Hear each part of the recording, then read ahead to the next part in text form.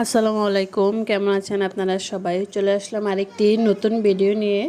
এখানে আমি ভাত বসিয়ে দিয়েছি আর এই পাশে আমি আমার ছেলে মেয়ের জন্য শিং মাছ ভুনা করে নিয়েছি। টমেটো আর টমেটো দিয়ে সাথে টমেটো দিয়ে দেশি শিং মাছ ভুনা করেছি। আর এখানে হচ্ছে আনাস কলাটা আমি ভাজা করব। ভাজা বলতে পেঁয়াজ দিয়েই ভাজা ভাজা, মানে ওই পটল ভাজার মতো এরকমভাবে ভাজা করবো এই আর কি।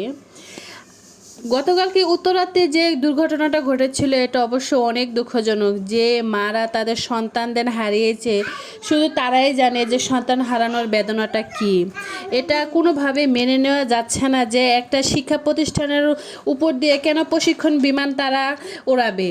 আর ঢাকার মতো একটা ঘনবসতি এলাকায়, আবার বিশেষ করে বিশ্ববিদ্যালয় বলুন, স্কুল মাদ্রাসা কেজি, মানে এগুলোর উপর দিয়ে কেন তারা প্রশিক্ষণ বিমান চালু করবে? এটা অত্যন্ত খারাপ, মানে এটা অনেক দুঃখজনক। এটা প্রত্যেকটা মা বাবার জন্য। যে ঘটনাটা ঘটে গিয়েছে আর যে বাচ্চাগুলো পুরো ছাই হয়ে গিয়েছে আর যাদেরকে এখনও খুঁজে পাওয়া যায়নি, শুধু তারাই জানে এটা কতটা কষ্টের।